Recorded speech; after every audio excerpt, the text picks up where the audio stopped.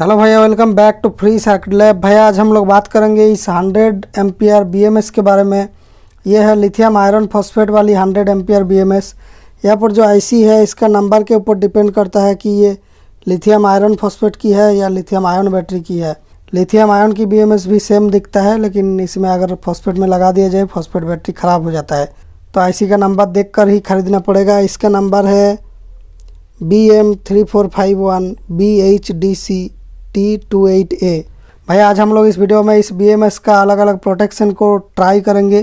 कौन कौन सी प्रोटेक्शन कैसे एक्टिवेट होता है सब कुछ हम लोग टेस्ट करेंगे एक पावर सप्लाई की मदद से।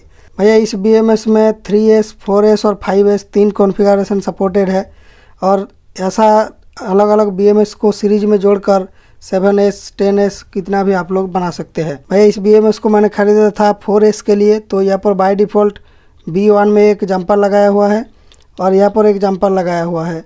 आईसी के नीचे यहाँ पर जीरो वाली इस पॉइंट में जंपर लगाया हुआ है, तो ये 4S का है। अगर B2 में भी एक और जंपर लगा दिया जाए तो बाकी यहाँ पर 3 पॉइंट बचता है, तो ये 3S का बन जाता है।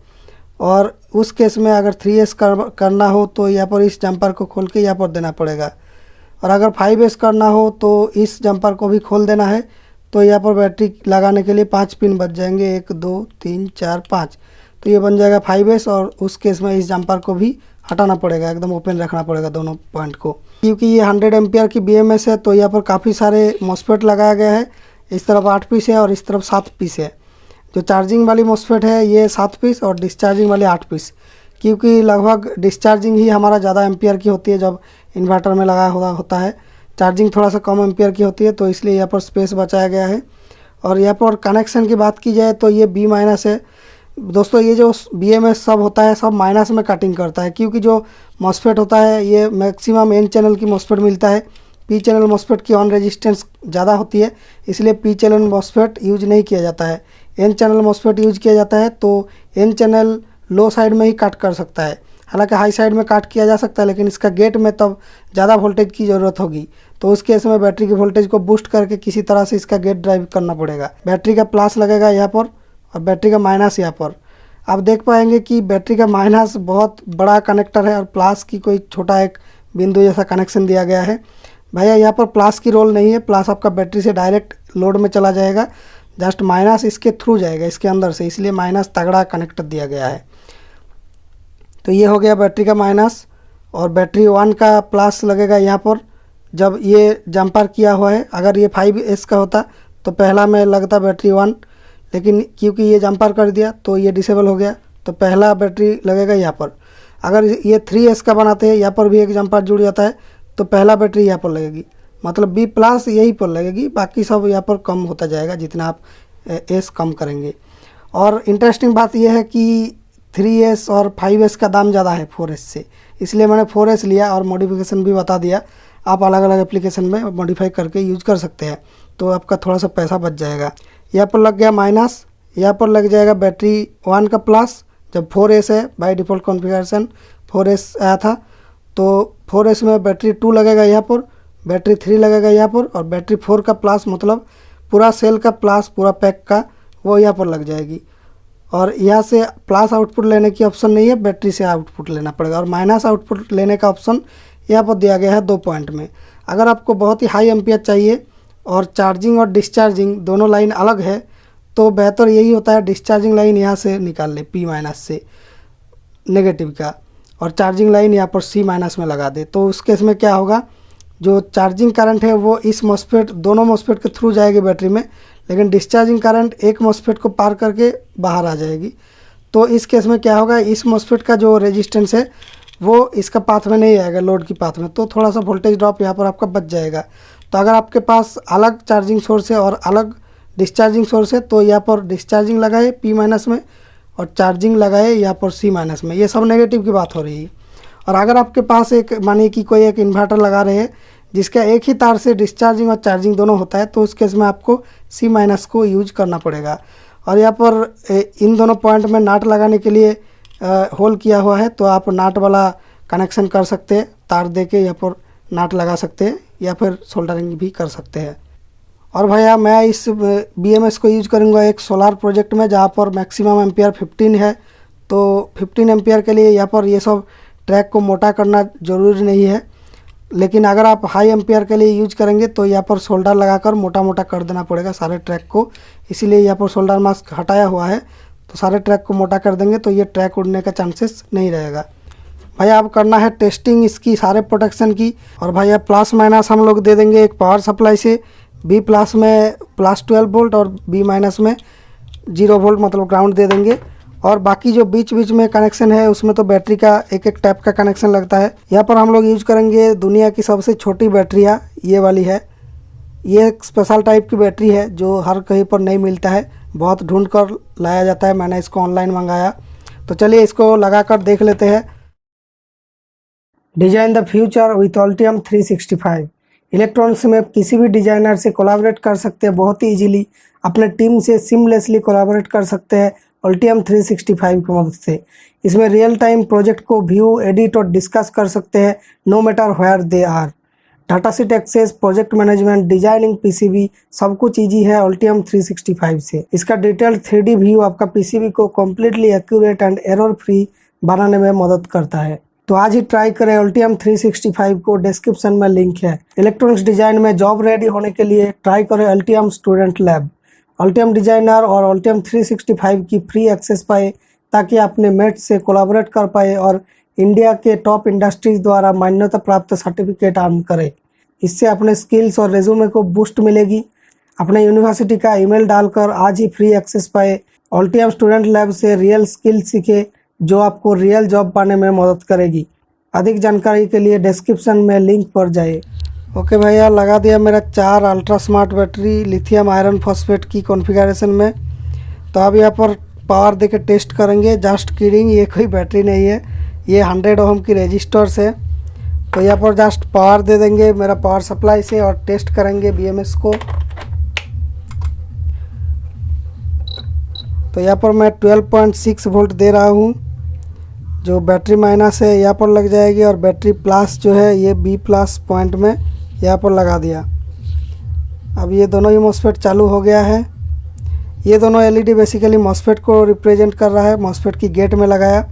ये रहा डिस्चार्जिंग वाली मॉसफेट, तो ये है डिस्चार्जिंग को डिनोट करता है और ये चार्जिंग को डिनोट करता है। पीछे जो म्यूजिक बज रहा है वो सरस्वती पूजा के लिए बज रहा है, तो मुझे ब्लेम मत करना। और मुझे आज ही ये वीडियो बनाना पड़ेगा क्योंकि ये BMS कस्टमर का घर पर लगाने वाला हूँ कल। मैंने जो सोलर प्रोजेक्ट कर रहा हूँ उसी में ये लगेगा, इसलिए मंगाया। तो भैया चार्जिंग और डिस्चार्जिंग दोनों ऑन है और ये है आउटपुट LED, तो सब ऑन है। अब देखते हैं बैटरी की क्या हालत हुआ है, मतलब एक एक सेल की क्या हालत हुआ है यहाँ पर। भैया ऐसे हम BMS को टेस्ट कर सकते हैं रजिस्टर लगाकर। तो इसमें क्या होगा, सब रजिस्टर सेम वैल्यू की है तो सेम वोल्टेज ड्रॉप करेगी, तो कोई प्रॉब्लम नहीं होगा। तो ये B माइनस और ये B प्लस दोनों के अंदर 12.55 वोल्ट है अभी।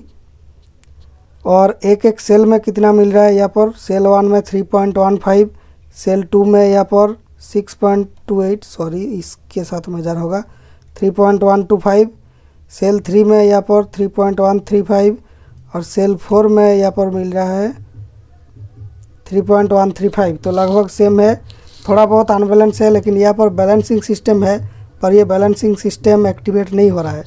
क्यों नहीं हो रहा है, शायद ये IC थोड़ा टाइम के लिए चेक करता है और कब ऑन करेगा वो IC की मर्जी है, हमें नहीं पता। तो बैलेंसिंग के लिए LED भी लगा है यहाँ पर, तो LED जल सकता है बैलेंसिंग के लिए। तो भैया मैं वोल्टेज को यहाँ पर घुमाकर कम करने वाला हूँ और देखते हैं कितना में ये डिस्चार्जिंग को काट करता है। तो यहाँ पर 11.56, अभी 10.8, अभी दोनों ही मॉसफेट चालू है, चार्जिंग डिस्चार्जिंग। 10.3 अभी भी दोनों ऑन है। 10.16, 10.06 दोनों चालू है। 9.96, 9.87, 9.7, 9.6, 9.5। अब ये बंद हो चुका है, तो 9.6 के नीचे बंद होता है। और चालू कब होता है देखते हैं, वोल्टेज बढ़ा कर देखता हूँ। तो अभी बहुत बढ़ा दिया वोल्टेज को, लेकिन ये चालू नहीं हुआ। अरे हाथ देने से चालू हो गया, फिर से करते हैं। 9.6 के नीचे काट हुई थी, 9.57 समथिंग, मतलब 9.5 के नीचे काट हो गई। अब ये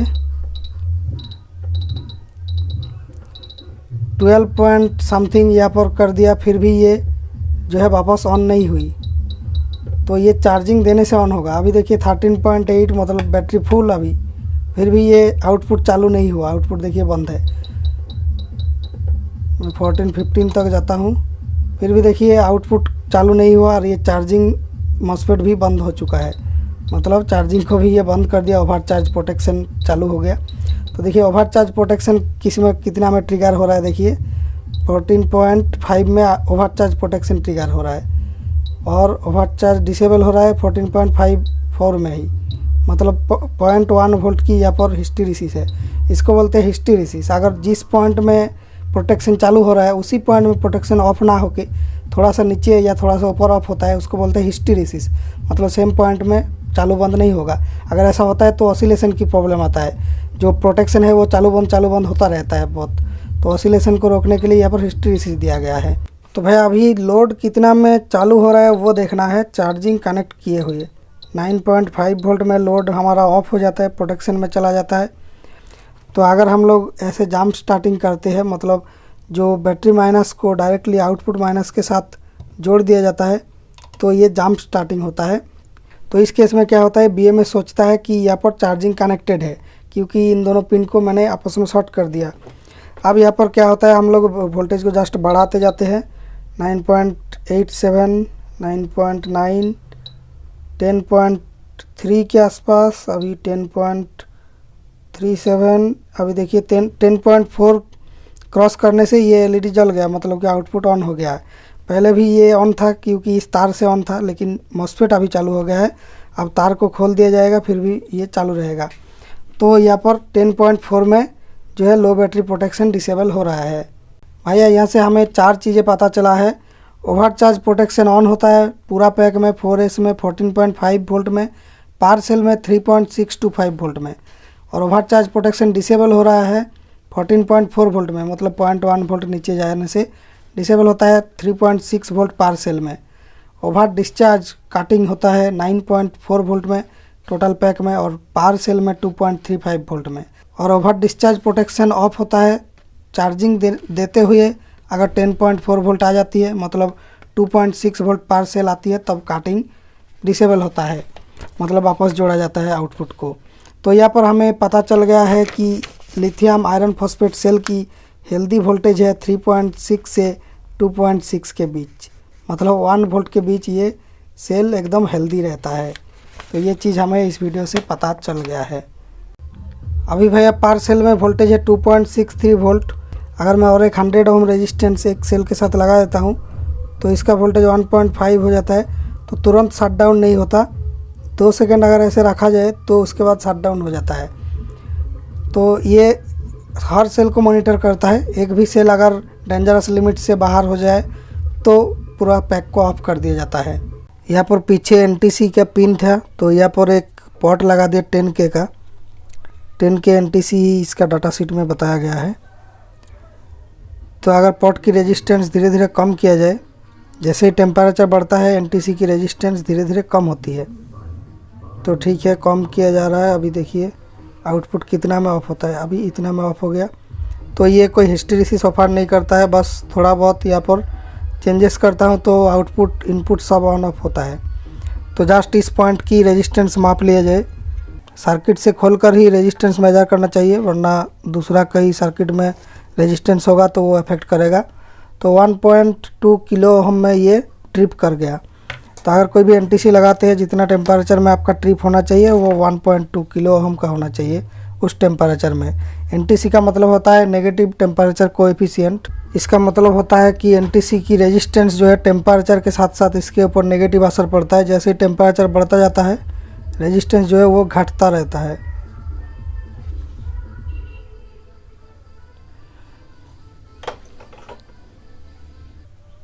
अभी एक रियल NTC इसके साथ लगा दिया, तो इसको गर्म करके देखते हैं।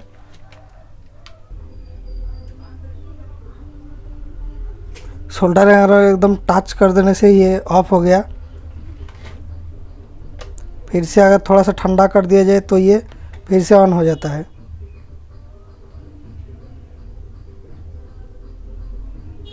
अभी ऑफ हो गया। तो ये बेसिकली एक टेम्परेचर प्रोटेक्शन तो ऑफर करेगा ही, लेकिन बैटरी अगर कटिंग होने के बाद बैटरी का टेम्परेचर कम हो जाए तो उसके बाद फिर से ऑन कर देगा। तो ठीक है, अगर चार्जिंग में बैटरी बहुत ज़्यादा हीट हो जाता है तो ये टेम्परेचर सिस्टम ये काम आ सकती है। या फिर कोई भी इन्वर्टर या कोई जुगाड़ आप बनाते हैं 220 वोल्ट बनाने के लिए, वो भी अगर ओवर हीट हो जाता है तो ये ट्रिप कर सकता है। लेकिन इस केस में एक ही एनटीसी लगा सकते हैं, दो नहीं लगा सकते। तो यहाँ पर ट्रिप एक ही डिवाइस की टेम्परेचर से होगा। भैया अभी नेक्स्ट प्रोटेक्शन दिखाऊंगा इसका शॉर्ट सर्किट प्रोटेक्शन। यहाँ पर देखिए कुछ शंट रेजिस्टर लगा हुआ है। शंट मतलब कि ये करंट मेजर करने के लिए बहुत ही लो ओम की रेजिस्टेंस। इसमें लिखा है R003, मतलब कि 0.003 ओम की रेजिस्टेंस है ये। मतलब कि 3 मिली ओम की 4 रेजिस्टेंस पैरेलल में है, तो टोटल रेजिस्टेंस बनती है 1 मिली ओम से भी कम। मतलब 1 एम्पियर में 1 मिली वोल्ट से भी कम वोल्ट इसमें ड्रॉप होगी। तो 100 एम्पियर गया तो इसमें 70 मिली वोल्ट जैसा कुछ ड्रॉप होगी, और वो ड्रॉप यहाँ पर कैरी होगा इस वायर से। यहाँ पर देखिए एक वायर यहाँ से जा रहा है, जंपर जाके यहाँ पर पहुँचा है। उसके बाद ये जाके इस रजिस्टर में लग रहा है। इस रजिस्टर की वैल्यू है यहाँ पर 202, मतलब कि 20 के बाद 20, मतलब 2 किलो ओम है। 2 किलो ओम फिर एक कैपेसिटर है। तो यहाँ पर इस पॉइंट में अगर कोई एरर सिग्नल आए तो ये आईसी कट करता है। तो इसी से ये जो है यहाँ पर की जो ड्रॉप है उसको मॉनिटर करता है, ओवर करंट और शॉर्ट सर्किट प्रोटेक्शन ऑफर करता है। तो मैं इसको आज टेस्ट करने के लिए जस्ट क्या करूँगा, इसका जो आईसी की सेंस पिन है उसमें अगर वोल्टेज थोड़ा सा बढ़ा दिया जाए तो ये ऑफ हो जाना चाहिए। तो यहाँ से एक कनेक्शन लेके अगर बैटरी 1 में लगा दिया जाए, क्योंकि बैटरी 1 में 3 वोल्ट रहता है, तो यहाँ से एक कनेक्शन लेके जस्ट बैटरी 1 में अगर लगा दिया जाता है तो क्या होता है, देखिए ये बंद हो जाता है। सब बंद हो गया, लेकिन यहाँ पर चार्जिंग वाली मॉसफेट ऑन है, डिस्चार्जिंग ऑफ हो गया क्योंकि शॉर्ट डिस्चार्जिंग में हुआ है। तो इसको फिर से ऑन कर लेते हैं, एक बार और ट्राई करते हैं। जंप स्टार्ट किया, ऑन हो गया। फिर से ट्राई करते हैं एक बार।